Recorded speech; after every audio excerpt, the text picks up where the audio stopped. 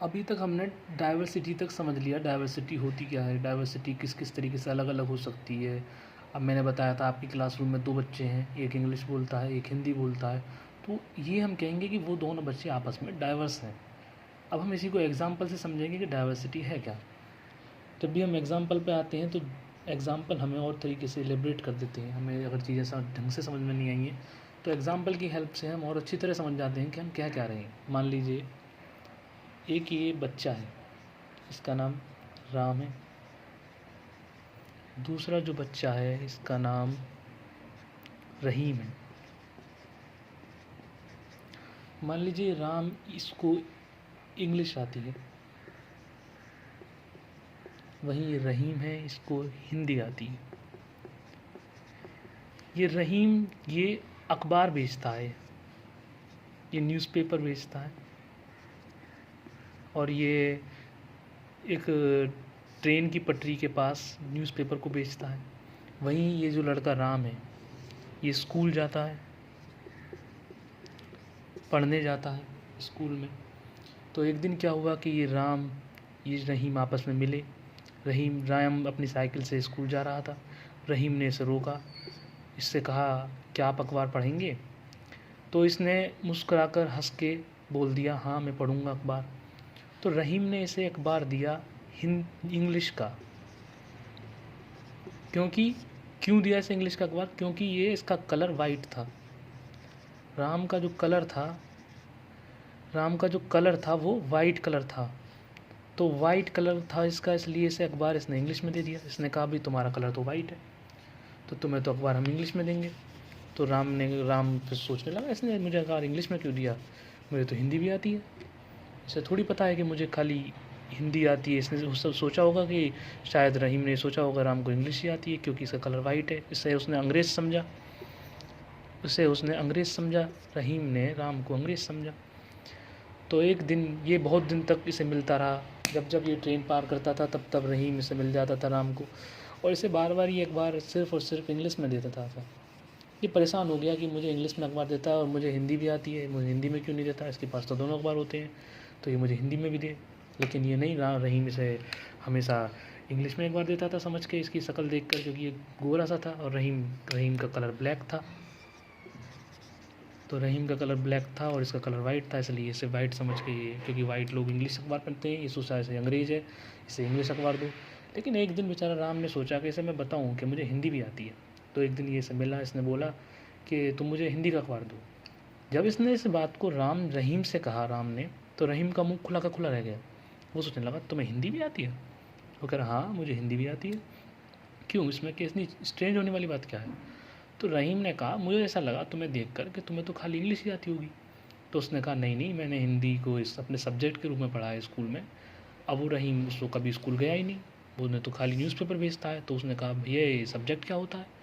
अब उसे वो कैसे बताए कि सब्जेक्ट क्या होता है क्या नहीं होता। उसने कहा ये पढ़ने की चीज़ होती है जो हम बच्चे पढ़ते हैं एक स्कूल में लेकर, एक हमारे सब्जेक्ट्स होते हैं बहुत सारे, उनसे हम एक नॉलेज लेते हैं। उसने कहा अच्छा। तो उसने कहा क्या तुम स्कूल जाते हो? राम ने रहीम से पूछा तुम स्कूल जाते हो? रहीम ने मना कर दिया मैं स्कूल नहीं जाता। तो इसकी एक और बात आ गई कि राम तो स्कूल जाता है, वहीं रहीम स्कूल नहीं जाता, नॉट गोइंग स्कूल। तो रहीम तो स्कूल भी नहीं जाता। तो फिर ये बात इसमें सामने आई कि भाई राम तो स्कूल जाता, रहीम तो स्कूल नहीं जाता। तो वो चौंक गया राम सुन के ये बात कि रहीम तो स्कूल नहीं जाता, बताइए और इसे क्या पता होगा सब्जेक्ट के बारे में, तो मैं भी किसको बता रहा हूँ। तो फिर थोड़ी देर बाद अगले दिन फिर दोनों मिलते हैं वही स्टेशन पर जहाँ पे ये रहीम न्यूज़पेपर बेचता है। और राम इससे पूछता है कि क्या ये न्यूज़पेपर तुम कब से बेच रहे हो? उसने बोला मैं जब छोटा सा मैं तब से बेचता हूँ इस न्यूज़पेपर को, मेरी मम्मी आती थी उससे पहले जब मैं छोटा था तब, लेकिन जब मैं बड़ा हो गया तब मैं अपना आप बेचने लगा। उसने कहा अच्छा तुम्हारी मम्मी बेचती थी इसको? उसने कहा हाँ। तो उसने बोला क्या नाम है तुम्हारी मम्मी अब क्यों नहीं आती? वो कह रहा है क्योंकि मेरी मम्मी बहुत दूर रहती हैं, अब वो मेरठ में रहती हैं। तो उसने कहा अच्छा तुम्हारी मम्मी अब मेरठ में रहती हैं? उसने कहा हाँ। तो कुछ दिनों बाद जब रहीम राम को मिला तो रहीम एक दिन बेचारा उदास सा बैठा था। राम उसके पास गया, उसने बोला क्या हुआ भाई? रहीम के पास गया वो, उसने बोला क्या हुआ, क्यों उदास हुआ, आज अखबार नहीं देना क्या? तो उसने कहा नहीं आज मुझे अपनी मम्मी की याद आ रही है। उसने कहा क्यों? क्योंकि उसने कहा मेरठ में आज दंगे हो गए हैं। उसने कहा मेरठ में दंगे हो गए। उसने कहा, रहीम ने कहा हाँ मेरठ में दंगे हो गए। तो राम ने पूछा तो फिर इसमें तुम्हें क्या लेना देना, तुम तो अपना अखबार देखो। उसने कहा कि मैं मुस्लिम हूँ और दंगे जो हुए हैं वो हिंदूज ने कराए हैं वहाँ पे, और राम था हिंदू। तो बेचारा राम थोड़ा उसके बारे में थोड़ा सोचने लगा, उससे दया सी करने लगा। तो उसे चिंता सी होने लगी उसकी मम्मी की, रहीम की। तो उसने उसके कंधे पर हाथ रखा, सब ठीक हो जाएगा, और ये सब होता रहता है, सब ठीक हो जाएगा थोड़े दिन बाद। अगले दिन जब राम गया उसे रहीम मिला ही नहीं। तो इन राम और रहीम की कहानी से हमने क्या सीखा कि इस दोनों में कितनी डाइवर्सिटी है। इसका नाम राम है, इसका नाम रहीम है। एक तो इनके नाम में भी डाइवर्सिटी है, फिर ये इंग्लिश जानता है, ये हिंदी भी जानता है, ये खाली हिंदी ही जानता है। राम स्कूल जाता है, रहीम स्कूल नहीं जाता। राम का कलर वाइट है, रहीम का कलर ब्लैक है। राम हिंदू है, रहीम मुस्लिम है। तो राम और रहीम में जो ये दोनों अंतर्स हैं इतने सारे, यही इन दोनों को बताती है डाइवर्सिटी, कि ये दोनों आपस में डाइवर्स हैं।